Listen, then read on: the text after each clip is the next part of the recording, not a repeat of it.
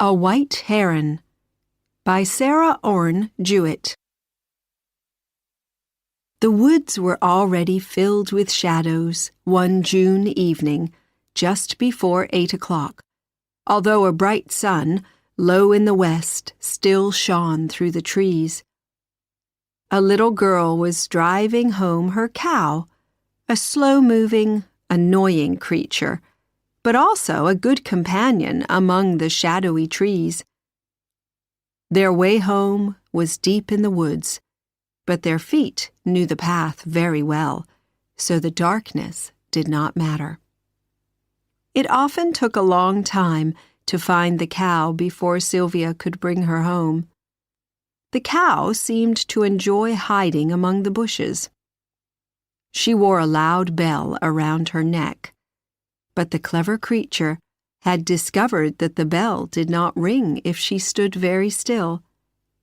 Luckily, the cow gave good milk, and lots of it, so her owners did not mind about her hiding. And Sylvia had all the time in the world, and very little to do in that time except chase the cow. The cow had now decided she wanted to go home, and stepped along the path more quickly. Sylvia wondered what her grandmother would say, because they were very late. It was a long time since she had left home at 5:30. But Mrs. Tilly had chased the cow herself on many summer evenings and knew how difficult the old cow could be. She also knew that Sylvia loved being outside in the woods and fields. It was a great change for a little girl who had lived for 8 years in a crowded, noisy town full of factories. Old Mrs. Tilly had chosen Sylvia from her daughter's house full of children to come and live with her at the farm.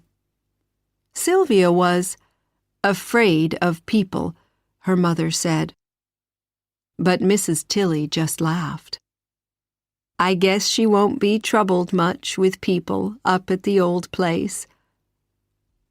So the old grandmother took Sylvia away.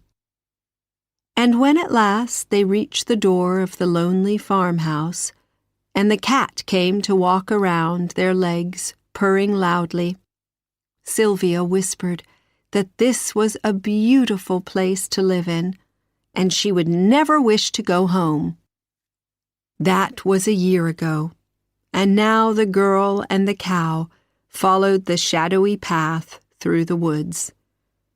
The cow stopped to drink in a little river, and Sylvia stood still and waited, letting her feet cool themselves in the shallow water. Up above her, in the great branches of the tall trees, the leaves moved gently in a little wind, and the birds were singing, preparing for the night. Sylvia herself felt sleepy, but it was not far to the house now, and the air was soft and sweet. She felt that she belonged in this quiet world of gray shadows and moving leaves, and her life in the noisy town seemed far away. Suddenly, the little woods girl heard a clear whistle not far away. Not a bird's whistle, which is a friendly sound, but a boy's whistle, loud and strong and full of fight.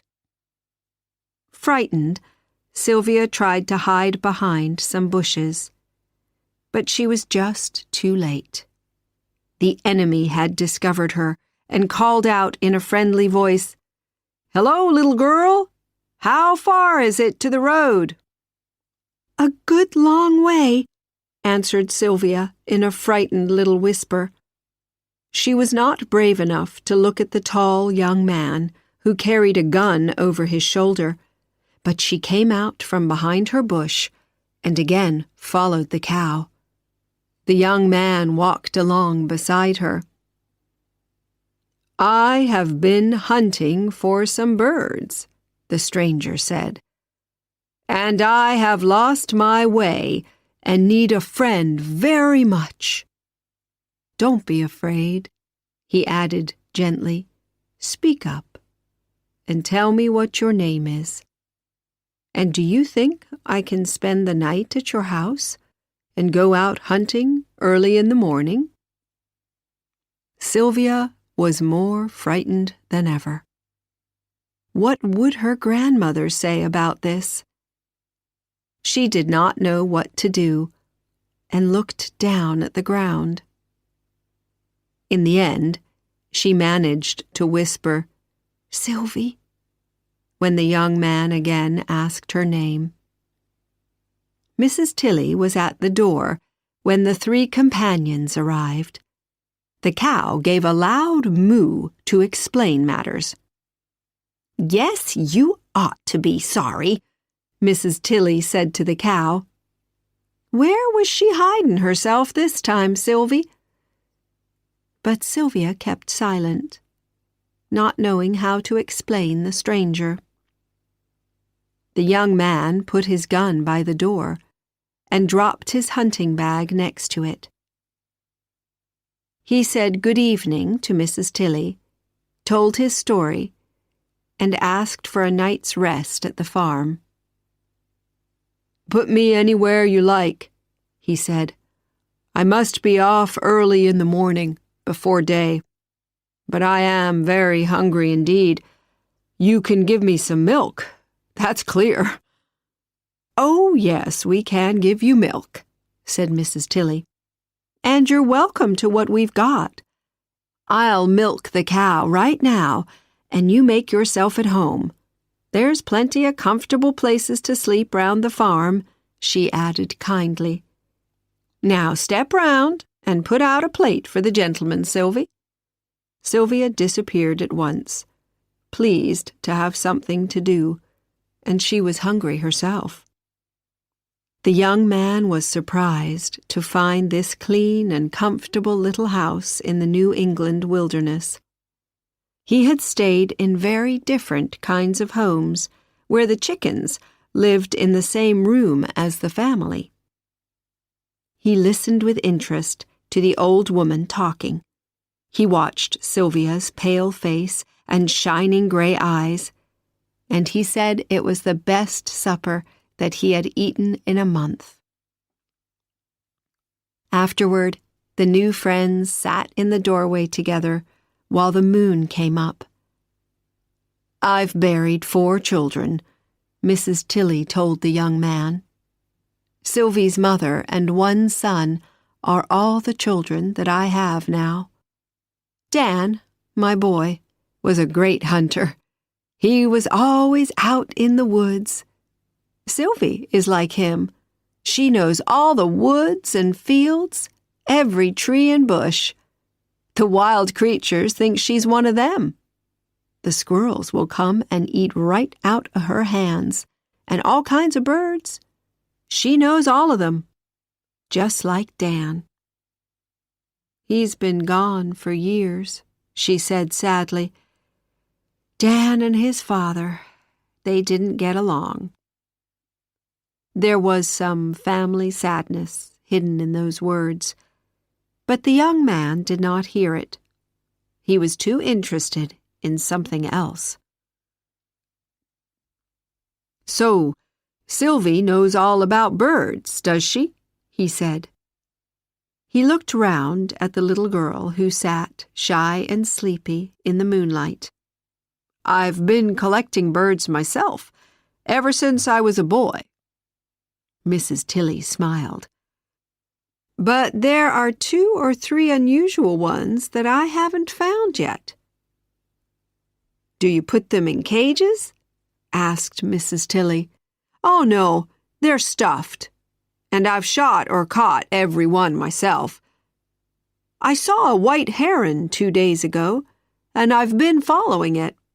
The little white heron it is," and he turned to look at Sylvia, hoping that she had seen it. "A strange, tall, white bird with soft feathers and long, thin legs. Its nest is made of sticks. often in the top of a high tree." Sylvia's heart gave a wild beat. She knew that strange white bird, and had once got close to where it stood in the green marsh grass over at the other side of the woods. "I'd like to find that heron's nest more than anything," the young man said. "I'd give $10 to anybody who could show it to me," he added. "And I plan to spend the rest of my vacation hunting for it." Mrs. Tilly listened to all this with amused interest, but Sylvia was watching the moonlight dancing in the trees. It was impossible to decide during that night how many wonderful things those $10 could buy. The next day, the young hunter walked around the woods, and Sylvia went with him. She had lost her fear of the young man, who was friendly and kind. He told her many things about the birds and where they lived and what they did. And he gave her a pocket knife, which was a wonderful thing to her. She liked him very much indeed, but she did not like the shooting. She could not understand why he killed the birds that he seemed to love so much. But as the day passed, Sylvia still watched the young man, and the woman's heart, asleep in the child, slowly began to learn the dream of love. Together, they stepped softly through the woodlands. They stopped to listen to a bird's song, then went forward, carefully moving branches to one side. They spoke little, and only in whispers, the young man going first, and Sylvia following, with her gray eyes dark with excitement. She was sad because they did not find the white heron, the bird that the young man wanted so much. But Sylvia only followed where he went. She could never speak first. It was hard enough for her to whisper yes or no to answer questions. At last evening came, and they found and drove the cow home together. And Sylvia smiled happily when they came to the place where she heard the whistle and was afraid only the night before. Half a mile from home, at the far edge of the woods, on high ground, a great pine tree stood. It was the last tree of an older forest, and around it a new wood of younger trees had grown. But the old pine tree's head stood high above them all, and was seen from miles away across land and sea. Sylvia knew this tree well. She believed that at the top it was possible to see the Atlantic Ocean. The little girl had never seen the sea, but she had often dreamed about it. Now she had a new idea, which filled her with excitement. From the top of this great tree she could see all the world. So, couldn't she also see where the white heron flew, where it came from, and where it went to? She would see where it flew into the trees, and she would remember the place and find the hidden nest. What an adventure it would be, and how wonderful later in the morning when she could tell her great secret.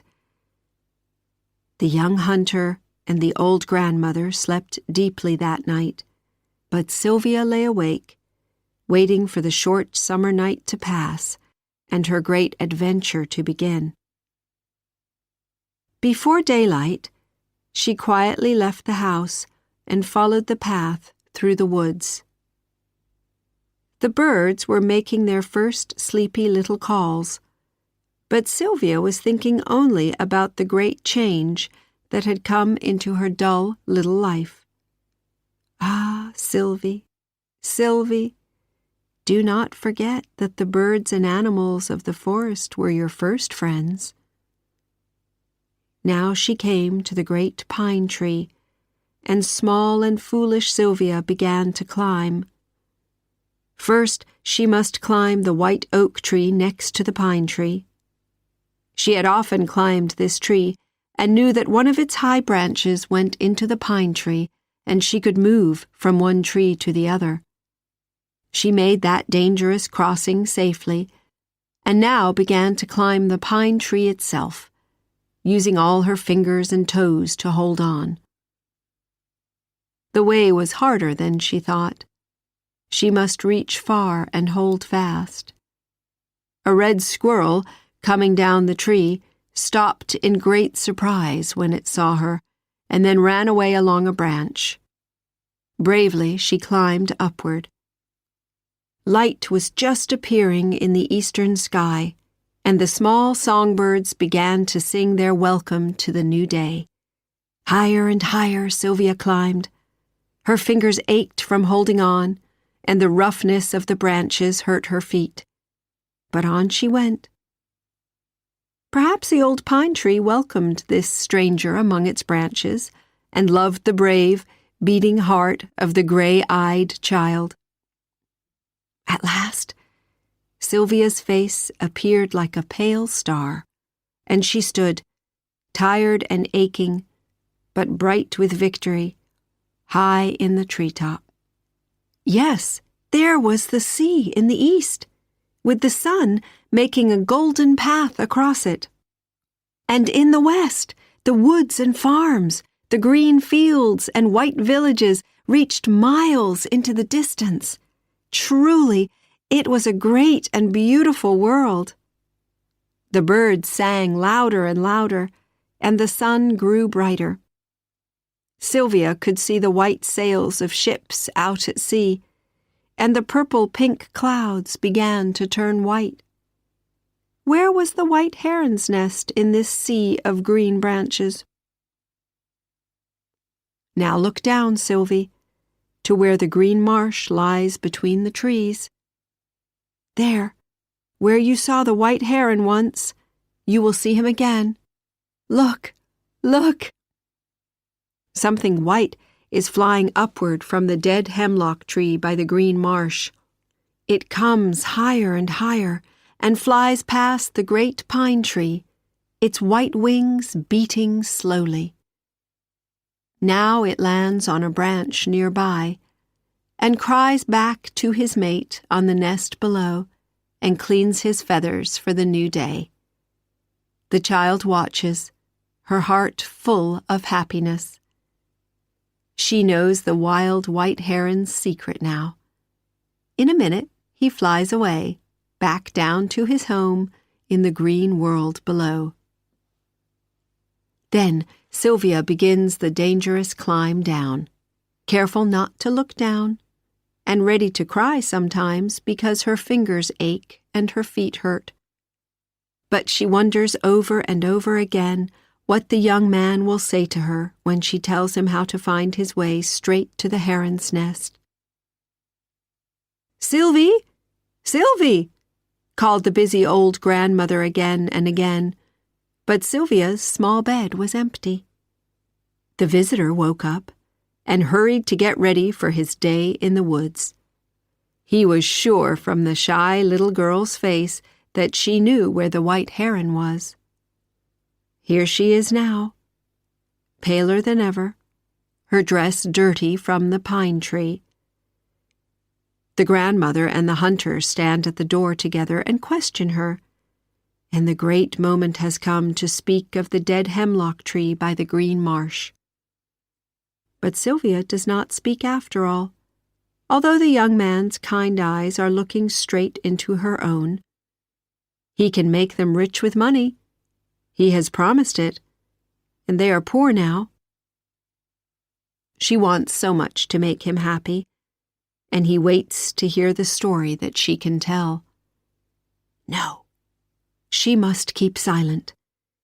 Why suddenly is it forbidden to speak?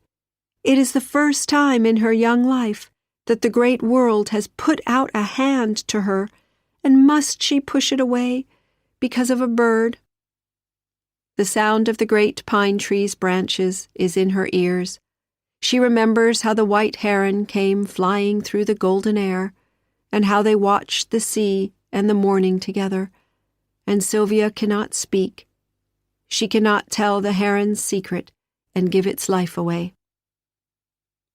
The pain in that loyal heart was great when the young man went away disappointed later in the day. The promise and the dream of love had gone forever. For a long time she heard again his whistle as she came home with the cow, and she even forgot her sadness at the sound of his gun and the songbirds falling silent to the ground. Were the birds better friends than their hunter? Who can tell? But remember, you wild creatures of the woodland, what this child has lost. Bring your love and trust and tell your secrets to this lonely country child.